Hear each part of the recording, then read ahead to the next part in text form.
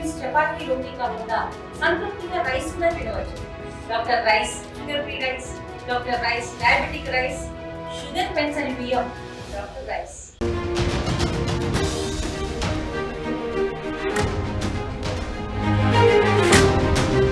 Hyderabad cricket association అధ్యక్షుడు A Jaganmohan Rao వివాదాలకు centre of అట్రాక్షన్గా మారారు. కొన్ని రోజులుగా ఆయనను వివాదాలు చుట్టుముడుతున్నాయి. హెచ్సిఏలో ఆర్థిక అక్రమాలు, అవినీతి ఆరోపణలతో జగన్మోహన్ రావు అరెస్ట్ అయ్యారు. 2023 అక్టోబర్లో హెచ్సిఏ అధ్యక్షుడిగా జగన్మోహన్ రావు ఎన్నికయ్యారు. అప్పటి నుంచి వివాదాలకు కేంద్ర బిందువుగా మారుతున్నారు. ప్రధానంగా 2025 ఐపీఎల్ టికెట్ల వివాదం, నిధుల దుర్వినియోగం, ఫోర్జరీ వంటి ఆరోపణలతో జగన్మోహన్ రావును సిఐడి అరెస్ట్ చేసింది. అధ్యక్ష ఎన్నికల్లో నకిలీ పత్రాలతో పోటీ చేయడమే కాకుండా శ్రీచక్ర క్రికెట్ క్లబ్ను ఆయన ఏర్పాటు చేసినట్లు సిఐడి గుర్తించింది. అవే నకిలీ పత్రాలతో హెచ్సిఏ అధ్యక్షుడిగా పోటీ చేసినట్లు సిఐడి ఆధారాలను కూడా సేకరించింది. అంతేకాకుండా గౌలిపుర క్రికెట్ క్లబ్ అధ్యక్షుడు మాజీ మంత్రి కృష్ణ యాదవ్ సంతకాన్ని కూడా ఫోర్జరీ చేసినట్లు సిఐడి గుర్తించింది. దీంతో జగన్మోహన్ రావుతో పాటు శ్రీచక్ర క్రికెట్ క్లబ్ అధ్యక్షురాలు కవిత, జనరల్ సెక్రటరీ రాజేందర్ యాదవ్ని కూడా అరెస్ట్ అయ్యారు. ప్రెసిడెంట్ హోదాలో సన్ రైజర్స్ యాజమాన్యంపై జగన్మోహన్ బెదిరింపులకు దిగినట్లు ఆరోపణలున్నాయి. ఐపీఎల్ 2025 సీజన్లో సన్ రైజర్స్ హైదరాబాద్ ఫ్రాంచైజీ హెచ్సిఏకి 10% ఉచిత టికెట్లు ఇస్తుండగా జగన్మోహన్ అదనంగా 20% టికెట్లు డిమాండ్ చేసినట్లు చెప్పింది. వ్యక్తిగతంగా 10% విఐపి టికెట్లు ఇవ్వకపోతే మ్యాచ్లు నిర్వహించమని బెదిరించినట్లు ఎస్ఆర్హెచ్ బహిరంగంగా ఆరోపణలు చేసింది. అంతేకాకుండా హెచ్సిఏ అధికారులు ఎస్ఆర్హెచ్ కార్పొరేట్ బాక్సులకు సంబంధించి తాళాలు వేయడంతో హైదరాబాద్ను వదిలి వెళ్తామని యాజమాన్యం హెచ్చరించింది. దీంతో తెలంగాణ ప్రభుత్వం దీనిపై విజిలెన్స్ విచారణకు ఆదేశించింది. విచారణలో ఎస్ఆర్హెచ్ ఆరోపణలు నిజమేనని విజిలెన్స్ తేల్చింది. మరోవైపు నిధుల దుర్వినియోగంలోనూ జగన్మోహన్ రావు హస్తం ఉన్నట్లు తెలుస్తుంది. బీసీసీఐ నుంచి వచ్చిన కోట్లాది రూపాయల నిధులను దారి మళ్లించినట్లు అధికారులు గుర్తించారు. క్రికెట్ బంతుల కోసం 1,03,00,000 రూపాయలు, ఎలక్ట్రిక్ సామాగ్రి కోసం 6,85,000 రూపాయలు ఖర్చు చేసినట్లు నకిలీ లెక్కలను చూపించారని సిఐడి గుర్తించింది. మనీ లాండరింగ్ ఆరోపణలు కూడా రావడంతో ఈడీ రంగంలోకి దిగింది. 5గురిపై కేసు నమోదు చేసింది. జగన్మోహన్ రావుతో పాటు HCA treasurer Srinivasarao, CEO Sunil Kante, Rajender Yadav, కవితలను సిఐడి అరెస్ట్ చేసింది. వీరికి మల్కాజ్గిరి కోర్టు 12 రోజుల జ్యుడిషియల్ రిమాండ్ విధించింది. ప్రస్తుతం సిఐడి కస్టడీలో వీరి విచారణ కొనసాగుతుంది. సిఐడి, ఈడీ విచారణల్లో మరిన్ని నిజాలు వెలుగులోకి రానున్నాయి. మొత్తంగా జగన్మోహన్ రావుపై ఫోర్జరీ, బెదిరింపులు, నిధుల దుర్వినియోగం వంటి తీవ్ర ఆరోపణలతో హెచ్సిఏ వివాదంలో ఇరుక్కుంది.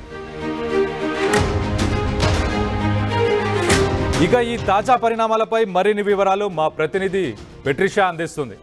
గతంలో హైదరాబాద్ క్రికెట్ అసోసియేషన్ హజారుద్దీన్ టైంలో కూడా ఈడీ కేసు నమోదు చేయడం అయితే జరిగింది. అతను ప్రెసిడెంట్లో ఉన్న టైంలో కూడా బకెట్ చైర్, బాల్స్కి సమ్ ఎక్విప్మెంట్ అంతా కూడా దాదాపు 4 కోట్ల వరకు కూడా అవినీతి జరిగిందంటూ కూడా ఈడీ ఎన్ఫోర్స్మెంట్ డైరెక్టరేట్ కేసు నమోదు చేయడం అయితే జరిగింది. హెచ్సిఏ ఆ టైంలో ప్రెసిడెంట్గా ఉన్న హజారుద్దీన్ కూడా తన టర్మ్ అయిపోయిన తర్వాత కూడా విచారణలో హాజరవ్వడం అయితే జరిగింది. ఇప్పుడు మాత్రం ఈడీ సిఐడికి లేఖ రాయడం జరిగింది. ఒకవైపు హెచ్సిఏకి సంబంధించిన ఎఫ్ఐఆర్ కాపీస్ ఏవైతే ఉందో ఇవంతా కూడా మాకు అందచేయాలంటూ కూడా క్లియర్గా చెప్పిన పరిస్థితి కనిపిస్తుంది.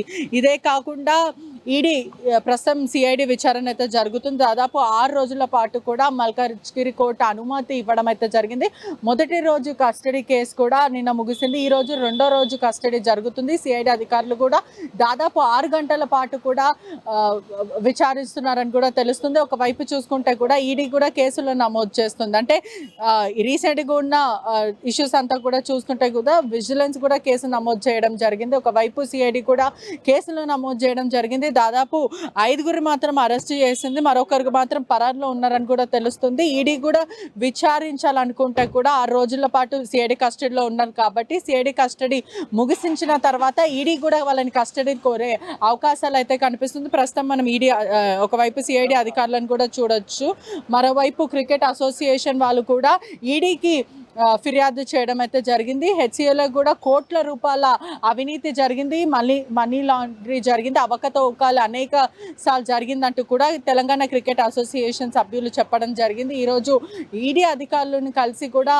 వాళ్ళు ఇవ్వడం అయితే జరిగింది. పలు ఆధారాలు కూడా సేకరించిన పరిస్థితి. అంటే ఒకవైపు ఈడీ కూడా సిఐడిని క్వశ్చన్ చేయడం జరిగింది. ఏదైతే హెచ్సిఏ పైన మీరు పెట్టిన కేసెస్ అంతా కూడా ఎఫ్ఐఆర్ కాపీస్ డీటెయిల్స్ అంతా కూడా మాకు ఇవ్వాలంటూ కూడా కోరిన పరిస్థితి కనిపిస్తుంది. ఇప్పటికీ ఈడీ కూడా అనేక కేసులు కూడా నమోదు చేసిన పరిస్థితి. సిఐడి కస్టడీ పూర్తయిన తర్వాత నిందితులందరినీ కూడా కస్టడీకి తీసుకొని విచారించే అవకాశాలు అయితే కనిపిస్తుంది. జగన్మోహన్ రావు అక్రమంగా అడుగు పెట్టాడు, అక్రమంగా ప్రెసిడెంట్ అయ్యాడు, సంతకాలంతా కూడా ఫోర్జరీ చేయడం, శ్రీ చైతన్య క్రికెట్ క్లబ్ కూడా సొంతగా క్రియేట్ చేయడం, ప్రెసిడెంట్ అవ్వడం, అసలు క్రికెట్కి అతనికి ఎటువంటి సంబంధం లేదు, దాదాపు కోట్ల రూపాయల నిధులు అంతా కూడా దుర్వినియోగం అయింది అంటూ కూడా సిఐడి గుర్తించడం జరిగింది. ఒకవైపు విజిలెన్స్ నివేదిక కూడా సిఐడి తెప్పించుకోవడం జరిగింది. ఇదంతా కూడా కస్టడీలో ప్రస్తుతం ఈ రోజు 2వ రోజున కస్టడీ విచారిస్తున్న పరిస్థితి కనిపిస్తుంది. దేవరాజ్ అన్న వ్యక్తి కూడా ఇంపార్టెంట్ కీ రోల్ ప్లే చేశాడు. ఇదంతా కూడా అతను అబ్స్కాండింగ్ లో ఉన్నాడు. మరోవైపు శ్రీ చక్ర క్రికెట్ క్లబ్ లో కూడా ఎందుకు క్రియేట్ చేయాల్సి వచ్చింది, జగన్మోహన్కి ఎటువంటి క్రికెట్తో ఎటువంటి సంబంధం లేదు, ఎవరెవరికి సంతకాలను ఫోర్జరీ చేశారు, అసలు క్రికెట్లో రావడానికి ఇష్యూ ఏంటి, ఎందుకు రావాల్సి వచ్చింది, ఇవంతా కూడా విచారిస్తున్న పరిస్థితి కనిపిస్తుంది. నిన్న మాత్రం చాలా కంప్లీట్గా మౌనం పాటించాడని కూడా తెలుస్తుంది. ట్రెజరర్తో పాటు సిఇఓలో ఉన్న సునీల్ కూడా అతన్ని కూడా విచారిస్తున్న పరిస్థితి కనిపిస్తుంది. సన్ రైజర్స్ మేనేజ్మెంట్లో టికెట్ విషయంలో కూడా వేధించారంటూ కూడా ఇప్పటికే పలువురు సిఐలు కూడా ట్రాన్స్ఫర్ అయిన పరిస్థితి కనిపిస్తుంది, సస్పెండ్ అయిన పరిస్థితి అయితే కనిపిస్తుంది. ఈ కేసులో కూడా పలువురిని కూడా వేధించారంటూ కూడా జగన్మోహన్ రావు అనేక మందిని వేధించావంటూ కూడా క్వశ్చన్ చేసినప్పటికీ కూడా అతను మౌనం పాటించారు జగన్మోహన్ రావు అని కూడా తెలుస్తుంది. నిధుల ట్రాన్స్ఫర్ గురించి అంటే హెచ్సిఏకి సంబంధించిన ఓన్ అకౌంట్లో వేసుకోవడం, వాళ్ళ ఓన్ ప్రాపర్టీ కోసం దేనికన్నా యూజ్ చేసుకోవడం జరిగిందని తెలుస్తుంది. ఈ కేసులో కీలకంగా ఉన్న దేవరాజు ఇప్పుడు ప్రస్తుతం అబ్స్కాండింగ్లో ఉన్నాడు. అతను పట్టుపడితే కానీ అసలు దేవరాజ్ నోరిప్తే కానీ అసలు విషయాలు తెలియాల్సిన విషయం అన్నీ కూడా బయటకు వస్తాయి. ఇప్పుడు ప్రస్తుతం మాత్రం సెక్రటరీ పరారీలో ఉన్నాడు, అందరు కూడా దేవరాజ్ మీదనే వేయడం జరుగుతుంది. దేవరాజ్ అంటూ కూడా వీళ్ళు కూడా చెప్తున్న పరిస్థితి కనిపిస్తుంది. మరోవైపు తెలంగాణ క్రికెట్ అసోసియేషన్ కూడా ఆరోపిస్తున్న దాదాపు 170 కోట్ల డబ్బులంతా కూడా నిధులంతా కూడా జగన్ ఉన్నప్పుడే మనీ లాండరింగ్ జరిగిందంటూ కూడా టీసీఏ ఆరోపిస్తున్న పరిస్థితి అయితే కనిపిస్తుంది. తెలంగాణ ప్రభుత్వము ఎస్టాబ్లిష్ అయిన టైంలో అంటే బీఆర్ఎస్ ఉన్న టైంలోనే దాదాపు 800 కోట్ల వరకు కూడా ట్రాన్స్ఫర్ జరిగింది. దీన్ని అనేక మంది ఉన్నారు, బీఆర్ఎస్ నేతలు కూడా ఉన్నారంటూ కూడా ఆరోపణలు వినిపిస్తున్న సిచ్యువేషన్ కనిపిస్తుంది.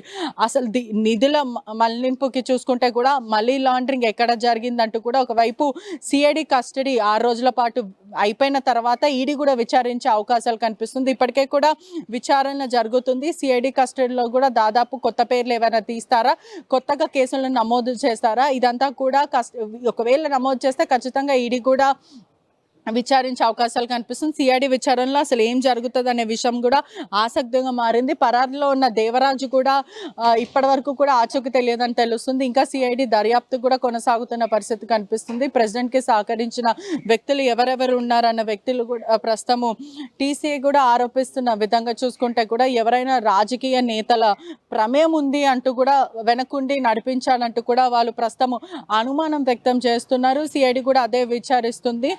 ఇప్పటికే చూసుకుంటే కూడా దాదాపు ఈడీ కూడా ఐడెంటిఫై చేసింది క్విట్ ప్రో ట్రాన్సాక్షన్స్ జరిగాయి అంటూ కూడా చెప్పుకోవడం జరిగింది. అనుకూల వాళ్ళకే వీళ్ళు పన్నీలు ఇవ్వడం, అదే కాకుండా హెచ్సిఏ సభ్యులు కూడా లబ్ధి పొందారని కూడా ఈడీ గుర్తించడం అయితే జరిగింది. హెచ్సిఏ మాజీ ట్రెజరర్ సురేందర్ అగ్రవాల్ కూడా అతని భార్యను కూడా విచారించడం జరిగింది. ఈడీ కూడా దాదాపు 90 లక్షల రూపాయలు కూడా క్విట్ ప్రో ద్వారా కూడా జరిగింది. క్రికెట్ బాల్స్కి సంబంధించిన జిమ్ ఎక్విప్మెంట్, చైర్స్ ఇదంతా కూడా వాళ్ళకి కలిసిన వాళ్ళకే ఇచ్చారని కూడా తెలుస్తుంది. లక్షల రూపాయలు కూడా వీళ్ళంతా కూడా లంచం తీసుకున్నారు. Former SCA Surender Agarwal wife JB jewellers కింద కూడా ఈ డబ్బులంతా కూడా మళ్లించారని కూడా తెలుస్తుంది. దాదాపు 6 రోజుల ప్రకారం కూడా ఈ ఇన్వెస్టిగేషన్ అయితే కొనసాగుతుంది. అసలు ఇంకా ఎవరెవరు నోరు విప్పుతారో దాన్ని బట్టి కూడా ఈడీ కూడా ఇప్పటికే చొరవ చేసుకుంది. ఈడీ కూడా వీళ్ళ ఇండివిజువల్స్ అందరినీ కూడా ఇన్వెస్టిగేట్ చేసే అవకాశాలు అయితే ప్రస్తుతం కనిపిస్తుంది. ఇంకా 4 రోజులు కూడా నిందితులను ప్రశ్నించే అవకాశాలు అయితే ప్రస్తుతం కనిపిస్తుంది. మరోవైపు జాన్ మనోజ్ కానీ, పురుషోత్తం అగ్రవాల్ కానీ, సురేందర్ అగ్రవాల్ వీళ్ళందరి పేర్లు అయితే ప్రస్తుతం వినిపిస్తుంది. వీళ్ళ పేరుతో పాటు కస్టడీ విచారణ ఎదుర్కొంటున్న జగన్మోహన్ రావు కానీ, సునీల్ కానీ వీళ్ళందరి పేర్లు కూడా అరెస్ట్ అయిన వాళ్ళు కూడా వాళ్ళ పేర్లు కూడా చెప్తారా, దాని తర్వాత ఈ నిందితులు కూడా వాళ్ళ పేర్లు చెప్తారా, సిఐడి కూడా వాళ్ళ పేర్ల మీద కూడా కేసులు నమోదు చేసి అరెస్ట్ చేసే అవకాశాలు అయితే కనిపిస్తున్నాయి. ఒకవేళ కూడా ఇంకా కీలక పరిమాణాలు ఇంపార్టెంట్ ఇష్యూస్ అయ్యే అవకాశాలు కూడా కనిపిస్తున్నాయని కూడా చెప్పొచ్చు. తర్వాత కూడా ఈడీ విచారించి ఎటువంటి మార్పులు జరుగుతాయి, గతంలో నమోదు చేసిన కేసులతో పాటు అజారుద్దీన్ ఉన్న టర్మ్ కేసెస్లో కూడా ఇప్పుడు ప్రస్తుతం అదే కాకుండా మరింత కేసులు కూడా అటాచ్ చేసిన పరిస్థితి అయితే కనిపిస్తుంది. Cameraman విజయ్తో పెట్రిషా reporting, RTV Hyderabad. తెలుగులో న్యూస్ కి ఫాస్టెస్ట్ యాప్ ఇప్పుడు టోటల్లీ న్యూ అవతార్లో జస్ట్ 5 సెకండ్స్ లో కంప్లీట్ న్యూస్. సోషల్ మీడియాలో ట్రెండ్స్ కి one stop solution. Live TV app voice search option తో ఇప్పుడే డౌన్లోడ్ చేయండి లేదా అప్డేట్ అయిపోండి. యాప్ లింక్ డిస్క్రిప్షన్ లో ఉంది.